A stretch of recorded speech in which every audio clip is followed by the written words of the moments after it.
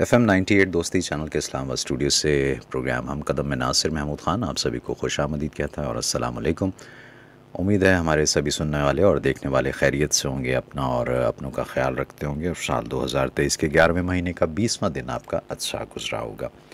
Monday to Friday ये programme हम आपके लिए पेश करते हैं जिसमें अहम इलाक़ाई और बैनुल-अक़वामी ख़बरों पर तबसरे और तज्ज़िये और इसके साथ साथ अपने बरादर दोस्त पड़ोसी मुल्क चीन में होने वाली पेशरफ्त और उससे मुताल्लिक़ कुछ मालूमात हम आपके साथ शेयर किया करते हैं। आज के प्रोग्राम में हम कुछ बात करेंगे, जैसे कि आपको मालूम ही है कि गुज़श्ता हफ़्ते चीन के सदर शी जिनपिंग की अपने अमरीकी हम मनसब जो बाइडन से सैन फ्रांसिस्को में मुलाकात हुई और वो उस पे भी तफसील से हमारे प्रोग्राम्स आप यकीनन आपने सुने होंगे। उस मुलाकात से क्या तवक्कुआत थी और फिर उस मुलाकात में जो कुछ हुआ उससे क्या हमें पैगाम मिला, उसको भी थोड़ा सा अहाता तो हम करेंगे ही आज के प्रोग्राम में। लेकिन असल जो एक और बात है वो ये है कि जैसे हम जानते हैं कि सदर शी जिनपिंग जो हैं वो जब भी बात करते हैं तो वो उनका एक फ़ोकस हमेशा रहा है, चाहे वो हम नसीब माशरे की बात हो, चाहे वो मुश्तरका मुस्तकबिल की बात हो, वो ये ज़िक्र करते हमें नज़र आते हैं कि ये सब कुछ जो है वो पीपल सेंट्रिक होना चाहिए। आवाम की भलाई को मद्देनज़र रखते हुए ही पॉलिसीज़ तरतीब दी जाती हैं और उनको उन पे अमल दरामद भी उसी लिहाज से किया जाता है कि उसका फ़ायदा लोगों तक पहुँचे। अब चाहे वो अपने मुल्क में गुर्बत का ख़ात्मा हो, लोगों का मेयार ज़िंदगी बुलंद करना हो, या फिर ख़ित्ते या फिर आलमी सतह पे अक़वाम के दरमियान, लोगों के दरमियान, मुल्कों के दरमियान ताल्लुकात और रब्त को मज़बूत करने की बात हो, उस सभी को जब हम देखते हैं तो तनाज़ुर उसमें हमें अवाम ही या लोग ही मिलते हैं। अभी जब उन्होंने अपना दौरा किया अमेरिका का तो वहाँ पे भी उन्होंने एक दो बहुत ही अहम तकारीब थी जिसमें उन्होंने ख़िताब किया और उसमें भी उन्होंने ज़िक्र यही किया कि कामयाबी का जो सबसे कह लीजिए कि अहम और सबसे बड़ा जो उसकी जो एक वजह होती है वो लोग ही हुआ करते हैं। उसकी बुनियाद, उसकी कलीद बेसिकली बुनियादी तौर पे लोग ही होते हैं और वही लोगों के दरमियान ताल्लुकात जो हैं अगर उनमें मजबूती होती है तो उसी से फिर आप आगे तरक्की के साम्राज्य वो हासिल कर सकते हैं। अमेरिका और चीन के ताल्लुकात पे भी उन्होंने बात की और बहुत तफसील से बात की। इन दोनों मुल्कों के ताल्लुकात की एक तारीख़ भी है। बीच में हमने देखा कि सर्द व गर्म वाले मामलात भी रहे और हालिया बरसों में कुछ तनाव का अंसर जो है वो गालिब भी रहा, लेकिन ताल्लुकात बहरहाल एक अरसे से चलते चले आ रहे हैं। सब पे बात करने के लिए और इसको समझने के लिए हमने ज़हमत दी है। हमारे साथ इस वक्त टेलीफोन लाइन पे मौजूद हैं सीनियर तज्ज़ियाकार और चीन के उमूर के माहिर खालिद तैमूर साहब। अस्सलाम वालेकुम। जी वालेकुम अस्सलाम। आप खैरियत से हैं खालिद साहब? जी बड़ी मेहरबानी। बहुत बहुत शुक्रिया खालिद साहब। जैसे मैं अभी अर्ज़ कर रहा था कि पीपल सेंट्रिक अप्रोच है और रही है और यही इसी को एडवोकेट करते हुए हमें अमेरिका में इन तकारीब से ख़िताब के दौरान प्रेसिडेंट शी नज़र आए हैं। सर थोड़ा सा कुछ बताइए, ये जो नया एक दौर शुरू होने की बात की जा रही है दोनों मुल्कों के दरमियान, चीन और अमेरिका के ताल्लुकात और इनमें जो दोस्ताना ताल्लुकात, ख़ास तौर पे जो लोगों के दरमियान ताल्लुक़ है, कैसे आप देख रहे हैं इस सारे तकरीर को, इस ख़िताब को सर? जी सबसे पहले तो मैं आपको ये बताऊं कि चीन और अमेरिका के हिस्टोरिकली ताल्लुकात के बारे में शायद पाकिस्तान में और दुनिया में लोगों ने इतनी रिसर्च नहीं की, इतने नहीं जानते। अगर हम 1943-44 में चले जाएं तो सेकेंड वर्ल्ड वॉर में अमेरिका के जो सोल्जर्स थे वो चीनी सिपाहियों के साथ मिलके चीनी इलाकों के अंदर जापान की फोर्सेस के खिलाफ लड़ते रहे हैं। चीन और अमेरिका जो हैं वो सेकेंड वर्ल्ड वॉर में एलाइज थे, दे वर टुगेदर। जिस वक्त चीन का नाम पीपल्स रिपब्लिक ऑफ चाइना की जगह सिर्फ रिपब्लिक ऑफ चाइना हुआ करता था, उस ज़माने में ये लोग आपस में इन्होंने सेकेंड वर्ल्ड वॉर इकट्ठी लड़ी। उसके बाद बहुत सारे मौके ऐसे आए कि जहाँ पे चीन और अमेरिका ने दोनों के ताल्लुकात बड़े ठीक रहे। और जहाँ तक आपस में सरदमहरी का ताल्लुक है तो ये सरदमहरी इतनी भी ज़्यादा नहीं थी اور نہ ہی ہے کہ جتنی امریکا اور سوویت یونین کے درمیان ایک کولڈ وار تھی، یہ اس طرح کی کولڈ وار نہیں ہے. لیکن انفارچونیٹلی پچھلے 5-6 سال کے اندر امریکا کی طرف سے الزامات کا سلسلہ چین کے اوپر بہت زیادہ رہا. کبھی امریکا نے شنجان کی کاٹن کے اوپر الزام لگایا کہ وہ فورس لیبر سے حاصل کی جاتی ہے. کبھی امریکہ نے الزام لگایا کہ جی چین نے کووڈ-19 پھیلایا ہے. کبھی امریکہ نے ہواوی کو بین کر دیا. کینیڈا کے اندر ہواوی کی جو چیف فائنینشیل آفیسر تھی ان کو اریسٹ کر لیا گیا. تو اس قسم کی چیزیں اور غلط فہمیاں جو ہیں وہ امریکہ کی طرف سے پیدا کی گئیں. پریزیڈنٹ شی جی پنگ کو میں سمجھتا ہوں وہ بڑے اسٹیٹس مین ہیں، اور انہوں نے جس طرح کھلے دل کا مظاہرہ کرتے ہوئے امریکہ کا یہ دورہ کیا ہے، جس میں انہوں نے ایپیک کی میٹنگ بھی اٹینڈ کی، وہاں بھی خطاب کیا. پھر ہم نے ان کی اور پریزیڈنٹ جو بائیڈن کی بڑی اچھی اور ایلیبوریٹ میٹنگ بھی دیکھی ٹی وی کے اوپر. پھر ہم نے پریزیڈنٹ شی جی پنگ کا وہ خطاب بھی دیکھا جو کہ انہوں نے امریکہ کے اندر فرینڈز آف چائنا کے نام سے ایک ایسوسیشن بنی ہوئی ہے، ان سے جو خطاب کیا. اور پریزیڈنٹ شی جی پنگ نے اپنی پرانی میموریز کے بارے میں بات کی. پریزیڈنٹ شی جی پنگ نے پہلا وزٹ جب یہ ہبوئی پروونس کے میں کمیونسٹ پارٹی کے ادھر ایک کاؤنٹی کے ہیڈ ہوتے تھے آج سے 38 سال پہلے، تو انہوں نے پہلا وزٹ کیا تھا سن فرانسسکو کا، اور امریکہ کا پہلا وزٹ کیا تھا، اور انہوں نے اپنی پرانی یادوں کو تازہ کیا. تو چین کی طرف سے ہم یہ دیکھتے ہیں کہ بے شک امریکہ ہو یا دنیا کا کوئی بھی ملک ہو، چین ہمیشہ جو ہے وہ ایک دوستی کا ہاتھ بڑھاتا آیا ہے. اور دوسرا چین کی ایک خاص بات یہ ہے کہ چین اپنے ساتھیوں کو، محسنوں کو اور جن کے ساتھ کام کیا ہو ان کو بھولتا نہیں ہے.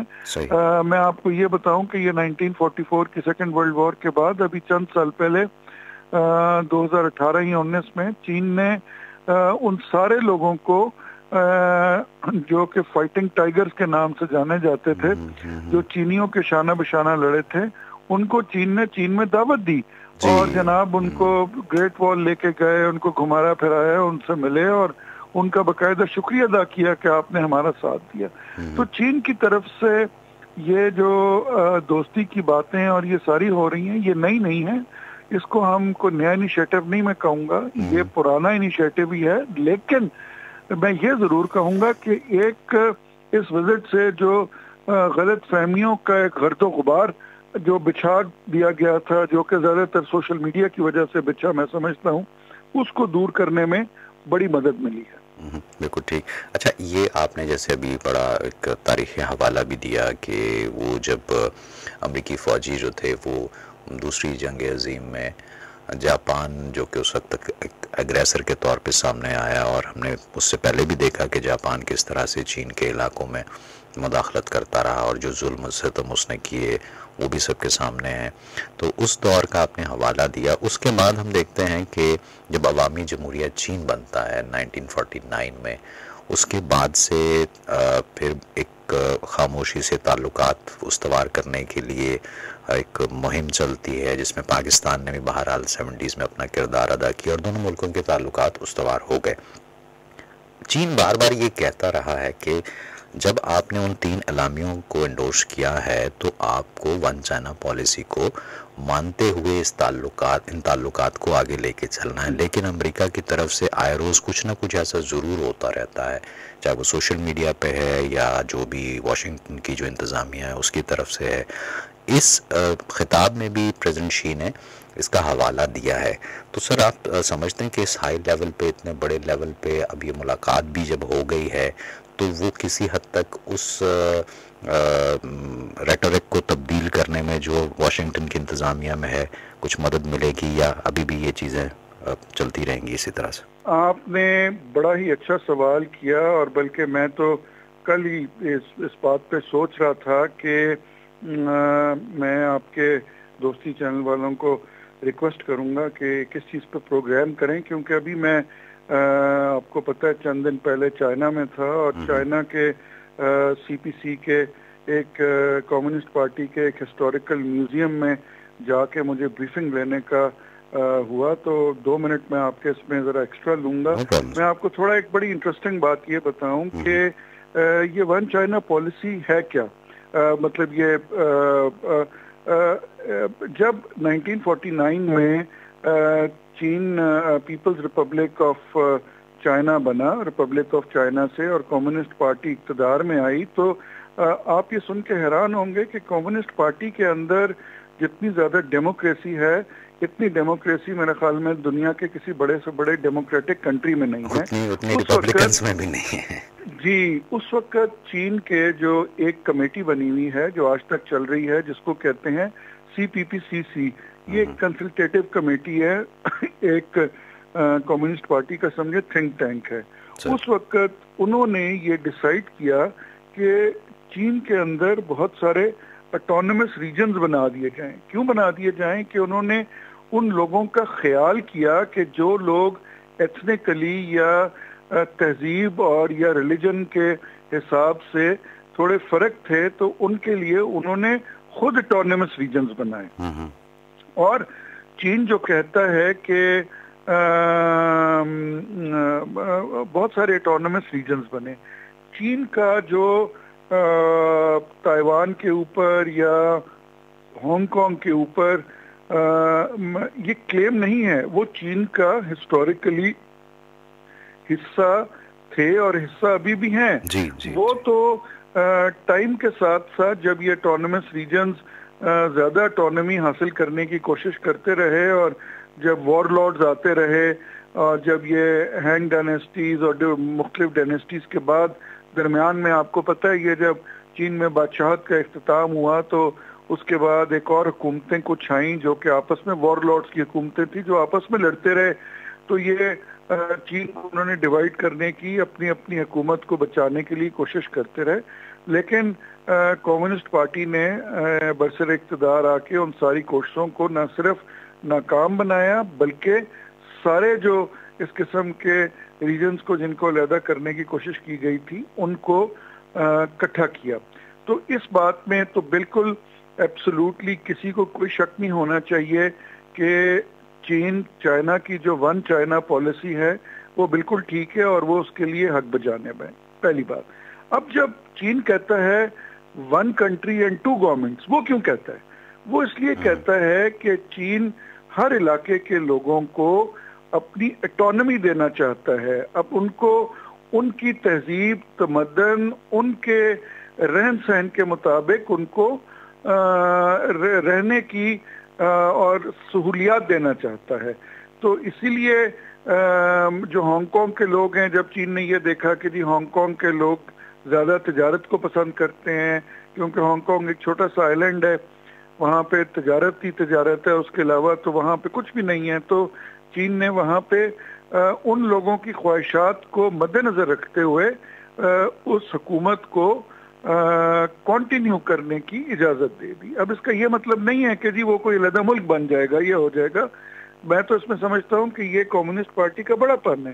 کیا امریکہ کی اس ٹائم پہ 52 یا جتنی بھی سٹیٹس ہیں، کل کو کوئی سٹیٹ کہتا ہے کہ جی میں نے یہ کام کرنا ہے، تو کیا جو یونائٹڈ اسٹیٹس آف امریکہ ہے نا جی، وہ بھی تو بیسیکلی بہت ساری ریاستوں کا مجموعہ ہے نا. جی اور وہاں پہ مختلف ریاستوں کے مختلف قوانین ہیں جو کہ ایک سے دوسرے میں نہیں جاتے. تو اب اگر کل کو کوئی یہ کہے کہ جی یہ فلانی ریاست جو ہے یہ فلانے لا کو تو مانتی نہیں ہے، اس کا مطلب یہ کہ علیحدہ ملک بن گئی ہے، وہاں پہ آپ یہ بات کرتے نہیں ہیں، یہاں پہ آپ یہ بات کرنی شروع کر دیتے ہیں.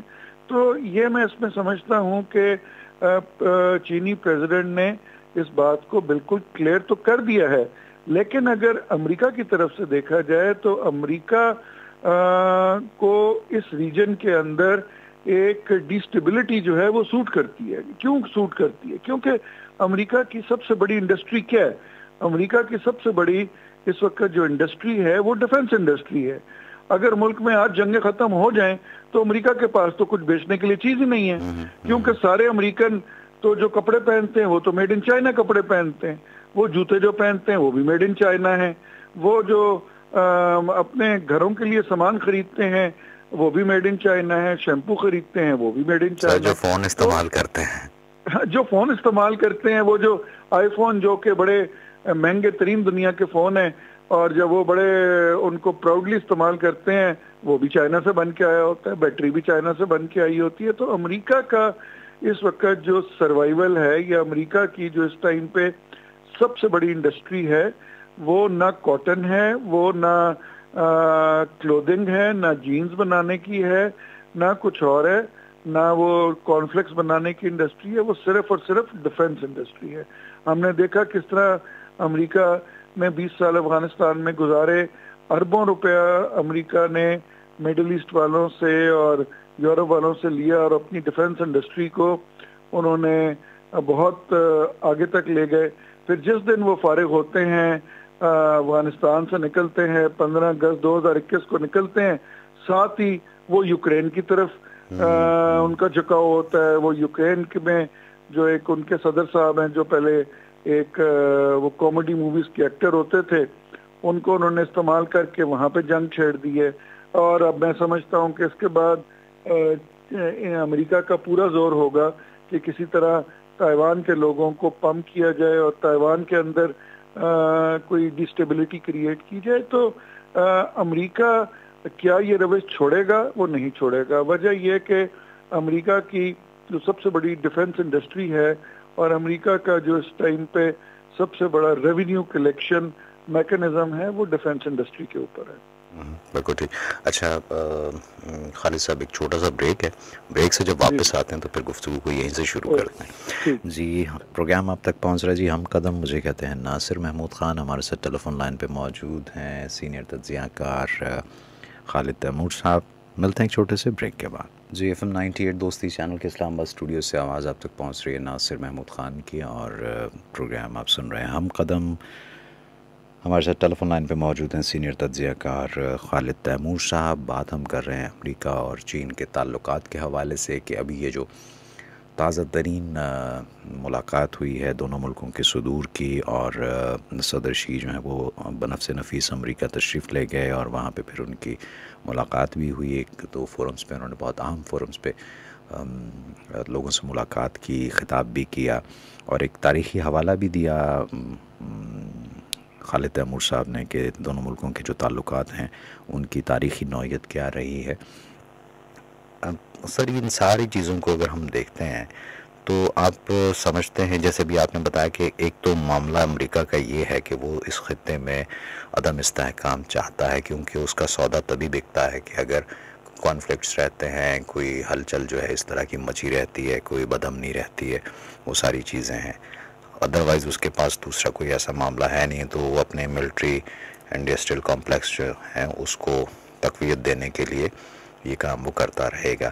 تو اس تناظر میں آپ سمجھتے ہیں کہ دونوں ملکوں کے تعلقات جو ہیں وہ کس نوعیت کے ہوں گے؟ کیا فورسی کر رہے ہیں آپ؟ جی یہ بڑا انٹرسٹنگ آپ کا کوشچن اس طرح ہے کہ یہ جو ٹائم فریم ہے جس میں پریزیڈنٹ شی جی پنگ کی میٹنگ ہوئی ہے جو بائیڈن سے، اس پہ اگر آپ غور کریں تو چائنا کے اور پریزیڈنٹ شی جی پنگ کے حوالے سے دیکھیں تو پریزیڈنٹ شی جی پنگ کا تیسرا ٹینیور شروع ہوا ہے.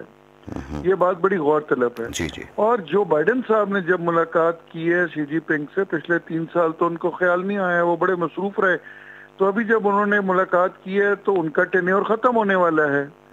تو اب ہم کیا ایکسپیکٹ کریں امریکہ سے اور جو بائیڈن کی حکومت سے؟ میں یہ سمجھتا ہوں کہ پریزیڈنٹ جو بائیڈن صاحب جو ہیں اس میٹنگ کو استعمال کریں گے اپنی آنے والی جو انہوں نے اپنی پریزیڈنشل کیمپین ابھی شروع کرنی ہے دوبارہ، کیونکہ انہوں نے اس خواہش کا اظہار کیا ہے کہ وہ دوبارہ الیکشن لڑنا چاہتے ہیں امریکہ کے صدر کا. تو اس میٹنگ کو وہ اپنے الیکشن کیمپین میں اس طرح استعمال کریں گے. وہ کہیں گے دیکھو جی ٹرمپ نے اور باقی لوگوں نے تو چین کے ساتھ ایک جنگ کرنے کی کوشش کی تو میں نے دوستی کا ہاتھ بڑھایا. تو امریکہ کے اندر آپ کو پتہ ہے کہ ان کی جو حکومتیں ہوتی ہیں وہ ٹائمنگ کو دیکھتی ہیں. اب جب ایک حکومت ختم ہونے والی ہے، اس کا آخری سال ہے، اس میں وہ کیا نیا انیشیٹو شروع کریں گے؟ اور اگر کوئی نیا انیشیٹو شروع کریں گے بھی، مطلب اگر بائیڈن صاحب کو اتنا تھا چین کے ساتھ تعلقات بنانے کا، تو جب وہ صدر بنے تھے اس ٹائم پہ وہ چین کی طرف ہاتھ بڑھا سکتے تھے. سوری آپ کی بات کرتی ہے، اس وقت تو ہم نے یہ دیکھا تھا کہ اگر ایک طرف ٹرمپ جو ہے وہ چین کو ملائن کرتے ہوئے یا اپنی جو ان کی پوری کیمپین تھی اس پہ وہ چین کو ہی اس پہ دشنام ترازی وہ کرتے ہمیں نظر آئے، تو وہیں پہ بائیڈن جو ہے ان کا بڑا سافٹ کارنر رہا چین کی طرف، لیکن پتہ نہیں پھر کیا ہوا. لیکن چیف کی چین کی طرف سافٹ کارنر تو رہا، لیکن آپ مجھے بتائیں کہ بائیڈن صاحب کو as president of United States کیا چینی صدر کو انوائٹ کرنے میں 3 سال لگے؟ جی میں وہی پوچھنا چاہ رہا ہوں. جی تو امریکہ کی طرف سے تو میں نہیں سمجھتا کہ یہ ایک ڈپلومیٹک ایفرٹ سے یا ایک ڈپلومیٹک جس کو کہتے ہیں نا کاسمیٹک افیکٹ سے زیادہ امریکہ اس میں آگے بڑھے گا. وجہ یہ ہے کہ ابھی دیکھیں یہ نومبر کا مہینہ چل رہا ہے اور اگلے سال نومبر میں وہاں پہ پریزیڈنشل الیکشن ہے 2024 میں ووٹنگ ہوگی اور جنوری 2025 میں نیا صدر جو بھی ہوگا وہ لے گا. تو پریکٹیکلی اس اگلے 2 مہینے کے بعد جنوری سے پریزیڈنٹ جو بائیڈن، کیونکہ امریکہ میں الیکشن پروسیس بڑا لمبا ہوتا ہے، پہلے پرائمریز ہوتی ہیں اور اس کے بعد پھر وہ ہوتا ہے، تو جو بائیڈن اب آپ دیکھیں گے کہ چینی صدر کے ساتھ اس میٹنگ کو اور اس دعوت کو جو ہے وہ اپنی پولیٹیکل تقریروں میں استعمال کریں گے. ویئرز چین جو ہے آپ کو پتہ ہے چینی سیاست اس قسم کی ہے. چینی سیاست بڑی ٹریڈیشنل سیاست ہوتی ہے، بڑی انٹرنل سیاست ہوتی ہے. وہ کسی ملک کے ساتھ تعلقات اچھے ہوں یا برے ہوں اس کا ان کی انٹرنل سیاست پہ کوئی اثر نہیں پڑتا. چین کے اندر سیاسی طور پہ وہی بندہ خاص طور پہ کمیونسٹ پارٹی کے آنے کے بعد سے وہی سیاستدان وہی بندہ کامیاب ہے چین کے اندر جو کہ چینی عوام کے لیے کچھ کرے. ویئرز امریکہ کے اندر یہ ہے کہ امریکہ کے اندر جو الیکشن لڑا جاتا ہے وہ فورن پالیسی پہ لڑا جاتا ہے کہ جو صدر جو ہے جب الیکشن لڑتا ہے وہ بیسیکلی امریکن لوگوں کے آگے اپنی فورن پالیسی رکھتا ہے، اور چین کے آگے فورن پالیسی لوگوں کے آگے نہیں رکھی جاتی. چین کے آگے آپ نے لوگوں کے لیے کیا کام کیا ہے وہ رکھا جاتا ہے. تو یہ ایک میجر فرق ہے دونوں ملکوں کے اندر. تو میں یہ سمجھتا ہوں کہ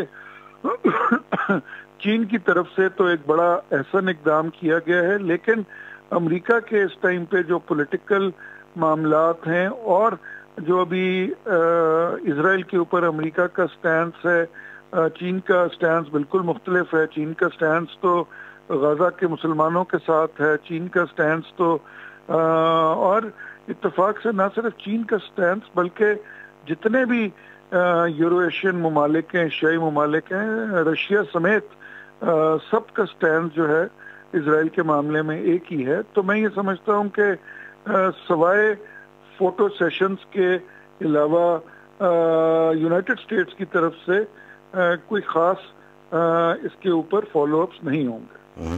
اچھا تو خالد صاحب دیکھیں ہاکش کمیونٹیز یہ تو ساری دنیا میں پائی جاتی ہیں. وہ ایک طبقہ ایک ایسا ہوتا ہے، ایک حلقہ ایسا ہوتا ہے کہ جنہوں نے چاہے کچھ بھی ہو جائے انہوں نے بس اسی طرح کی ڈراؤنی باتیں بھی کرنی ہوتی ہیں کہ جی بس نہیں، یہ اگر دوسرا ملک جو ہے وہ اس کو طاقت مل گئی تو ہمیں کھا جائے گا اور ہمیں اس کو روکنا ہے، اور ساری چیزیں ہمیں ہر سوسائٹی میں ملتی ہیں.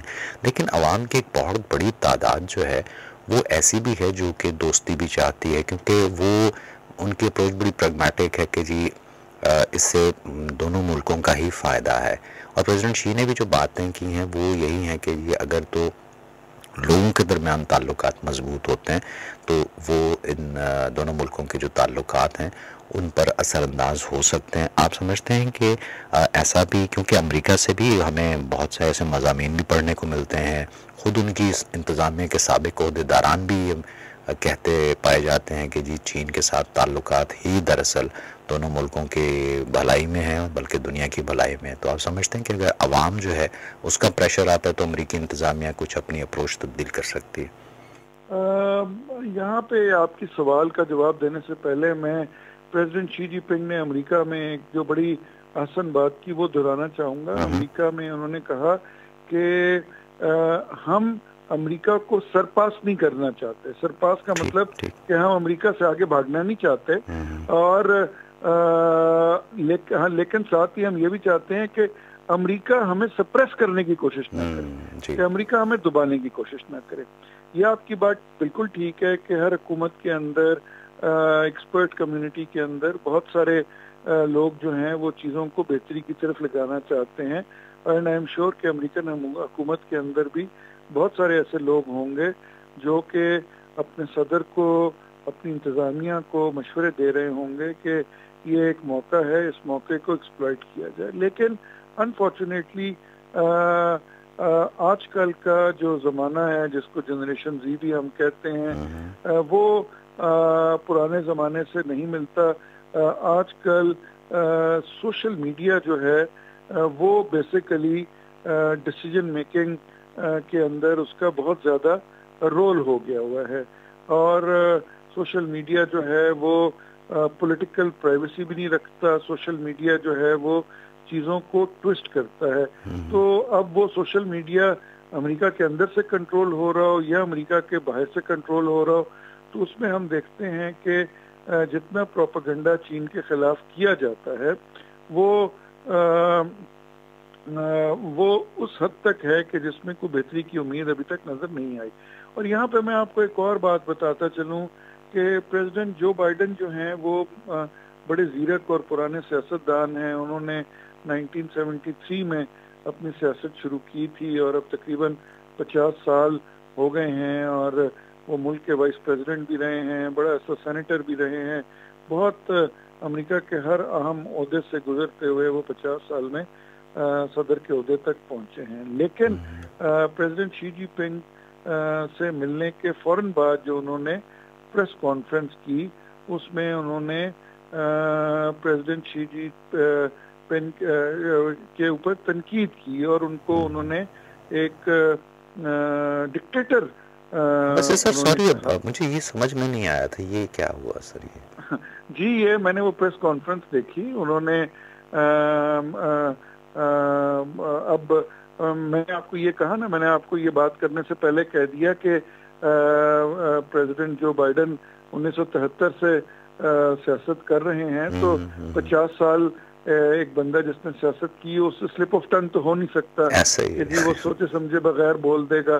تو اگر ایک امریکہ کا صدر جو ہے وہ ایک اپنے مہمان سے مل کے ایک کمرے سے نکل کے دوسرے کمرے میں جاتا ہے اور ادھر جا کے مہمان کو کرٹیسائز کرنا شروع کر دیتا ہے یا مہمان کے بارے میں کوئی ان ڈپلومیٹک لینگویج استعمال کرتا ہے, تو اسی لفظوں کے چناؤ سے پتہ چل جاتا ہے کہ وہ کتنے نان سیریس ہیں. تو اس لیے میں سمجھتا ہوں, جس طرح میں نے آپ کو پہلے کہا, کہ امریکن صدر جو ہیں اس میٹنگ کو اپنے لیے ایک الیکشن کیمپین سے زیادہ میرا نہیں خیال کہ وہ اس میٹنگ کو اہمیت دے رہے ہیں. اگر اس میٹنگ کو اہمیت دیتے تو کوئی ایک عام آدمی بھی جس کے گھر مہمان آیا ہوتا ہے وہ اپنے مہمان کے بارے میں پبلکلی اس قسم کی بات نہیں کرتا. اور پریزیڈنٹ جو بائیڈن جیسے سیاستدان جو کہ 50 سال سے سیاست کے اندر ہیں, ان کو یہ بات نہیں زیب دیتی تھی کہ وہ اس قسم کی بات کرتے. بالکل ٹھیک. اچھا سر, یہ تو اب ہم اس کو ایک طرف رکھتے ہیں کہ امریکہ کے ساتھ جو تعلقات ہیں, کیونکہ ہمیں یہ تو بہت اچھے طریقے سے پتہ ہے اور تاریخ بھی گواہ ہے حالیہ برسوں میں جو پریزیڈنٹ شی کی قائدانہ صلاحیتیں ہیں کہ کس طرح سے وہ دنیا کو ایک ساتھ ترقی کے سفر پہ گامزن کرنے کے لیے کوشاں نظر آتے ہیں, وہ سب کے سامنے ہے. اور ابھی 10 سال جو پورے ہوئے ہیں بیلٹ اینڈ روڈ انیشیٹو کے, اس پہ بھی آپ نے بھی بڑی سیر حاصل انداز سے ہمیں بتایا بھی, سمجھایا بھی, چونکہ آپ خود یہ سب کچھ دیکھ کے بھی آئے وہاں پہ. اب سر ہم یہاں تھوڑا سا یہ دیکھنا چاہیں گے, سمجھنا چاہیں گے کہ پریزیڈنٹ شی جن پنگ کو ایز اے گلوبل لیڈر جب ہم دیکھتے ہیں, ہم رکھ دیتے ہیں جو بائیڈن کو بھی ایک طرف اور امریکہ کو بھی ایک طرف, کیونکہ دیکھیے جو چیز جتنی 10 سالوں میں جو ترقی ہوئی ہے, 10 سالوں میں جو چیزیں سامنے آئی ہیں, اس نے بہرحال شی جن پنگ کے قد کو اور بڑا کر دیا ہے عالمی سطح پہ. آپ کیسے اس کو الیبریٹ کر سکیں گے سر؟ یہ آپ نے بڑی اچھی بات کی. پریزیڈنٹ شی جی پنگ کے قد کو ان 10 سالوں نے بڑا نہیں کیا, بلکہ میں سمجھتا ہوں کہ اس سے پہلے بھی وہ جب وزیر اعظم رہے چائنا کے اور کچھ صوبوں کے گورنر وغیرہ رہے، اس وقت بھی جو انہوں نے چائنا کے اندر جو پالیسی رکھی وہ ایک بڑی آؤٹ اسٹینڈنگ لیڈر اور اسٹیٹس مین کی تھی. اور بہرحال پچھلے 10 سال جو تھے وہ بہت آئیڈیل رہے چائنا کے اندر، اور چائنا کے اندر پچھلے 10-15 سال کے اندر جو ترقی کی رفتار رہی وہ اتنی تیز رہی کہ جس پہ چائنا کی عام پبلک خود حیران ہے. میں ابھی پچھلے دنوں جب چائنا میں تھا تو مجھے بہت سارے شہروں میں جانے کا اتفاق ہوا، تو وہاں پہ میں نے کافی لوگوں کو یہ کمنٹ دیا کہ ایسے لگتا ہے کہ کسی نے پورا چائنا ایک سرے سے دوسرے سرے تک، جو کہ دنیا کے بڑے ترین ملکوں میں ایک ہے، پورا چائنا نیا بنا دیا. اور واقعی یہ بات ہے، آپ چھوٹے سے چھوٹے گاؤں میں چلے جائیں، آپ بڑے سے بڑے شہر میں چلے جائیں، ہر چیز بالکل نئی بنی ہوئی اور ایسے لگتی ہے کہ جس طرح کل ہی تیار ہوئی ہے. تو پورے چائنا میں جو ترقی کا سفر ہے وہ بڑا سائملٹینیسلی رہا، اور میں سمجھتا ہوں کہ پریزیڈنٹ شی جی پنگ کی جو صلاحیتیں ہیں اور وہ ہیں، میں نے تو پہلے بھی کئی مواقع میں ایون برسلز کے اندر جا کے اور یورپ کے اندر جا کے بھی کہا، ان کو یہی کوشچن کیا ہے کہ جی آپ لوگوں کا نوبل پرائز دینے کا کیا کرائٹیریا ہے، کہ اگر پریزیڈنٹ شی جی پنگ آپ کے نوبل پرائز دینے کے کرائٹیریا پہ پورا نہیں اترتے تو اس کا مطلب کہ آپ کا نوبل پرائز دینے کا کرائٹیریا ہی فلاڈ ہے. تو پریزیڈنٹ شی جی پنگ کی سیاست، پریزیڈنٹ شی جی پنگ کی فراست، پریزیڈنٹ شی جی پنگ کا forward thinking, he is basically a forward thinking leader. وہ آج یا کل کا نہیں سوچتے، وہ آج سے 5 سال اور 10 سال کے بعد کا سوچتے ہیں. اور میں یہ سمجھتا ہوں کہ دنیا میں اس قسم کے لیڈرز جو ہیں وہ بالکل ناپید ہو چکے ہوئے ہیں، کیونکہ ہمارے ہاں کوئی بھی سیاستدان، کوئی بھی لیڈر جو آتا ہے اس کی کوشش یہ ہوتی ہے کہ میں کچھ ایسا کروں کہ میرے ٹینیور کے اندر اندر ہی اس کا رزلٹ سامنے آ جائے. لیکن پریزیڈنٹ شی جی پنگ کا جو پوائنٹ آف ویو ہے وہ کچھ دنیا کے لیے ایسا کر رہے ہیں، میں بھی ان کے جانے کے بعد بھی رہتی دنیا تک ان کا نام رہے گا کہ انہوں نے جو انیشیٹو لیا بیلٹ اینڈ روڈ کا. تو میں یہ سمجھتا ہوں کہ پریزیڈنٹ شی جی پنگ کو کسی ایوارڈ کی ضرورت نہیں ہے. پوری دنیا کی 155 ملک جن میں یہ بیلٹ اینڈ روڈ کے پروجیکٹس چل رہے ہیں، ان سب ملکوں کی عوام جو ہے ان کے اندر وہ بہت مقبول ہیں. پریزیڈنٹ شی جی پنگ کو یورپ کی طرف سے کسی نوبل پرائز کی ضرورت نہیں ہے. میرے خیال میں ان کے لیے سب سے بڑا نوبل پرائز یہی ہے کہ 155 ممالک کے عوام جو ہیں وہ ان کا دل جو ہے پریزیڈنٹ شی جی پنگ کے ساتھ دھڑکتا ہے، اور ان کے لیے وہ ایک مقبول ترین چائنا کے لیڈر ہیں. بالکل ٹھیک. بہت بہت شکریہ خالد تیمور صاحب آپ کے وقت اور تجزیے کا. جی بہت شکریہ. جی یہ تھا ہمارا آج کا پروگرام، اور ہمارے ساتھ ٹیلی فون لائن پہ موجود رہے سینئر تجزیہ کار اور چائنا کے امور کے ماہر خالد تیمور صاحب. بات ہم کر رہے تھے صدر شی جن پنگ کا حالیہ دورہ امریکہ اور اس دوران اپنے امریکی منصب سے ملاقات کے علاوہ جو وہاں پہ انہوں نے ایک تو بہت ہی اہم فورم جو تھے ان میں جو خطاب کیا اس سے متعلق، اور دونوں ملکوں کے تعلقات، ان کا کیا مستقبل ہے، صورتحال کیا ہے، اس سب پہ آج کے پروگرام میں گفتگو ہوئی. مقصد صرف یہ ہوتا ہے ان تجزیوں کو پیش کرنے کا کہ ہم جان سکیں کہ دنیا کا جو منظرنامہ جو تیزی سے تبدیل ہوتا ہوا ہمیں نظر آ رہا ہے اس کے محرکات کیا ہیں، اور کس طرح سے دنیا جو ہے وہ اب یونیلیٹرلزم کی اپروچ سے نکل کے کثیر الجہتی یعنی کہ ملٹی لیٹرلزم کی طرف ہمیں جاتی ہوئی نظر آ رہی ہے، اور لوگ اس کو ایکسیپٹ کر رہے ہیں. وہ جو سرد جنگ کی، کولڈ وار کی،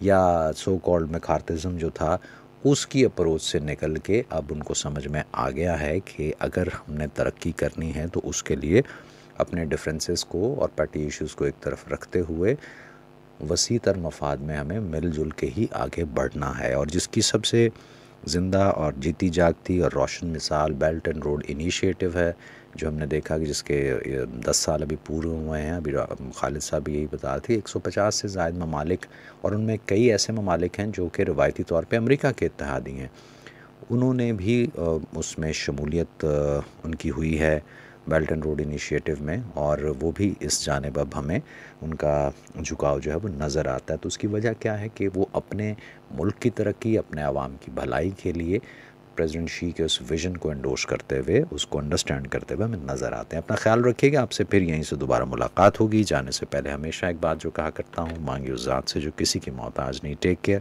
خدا پامان۔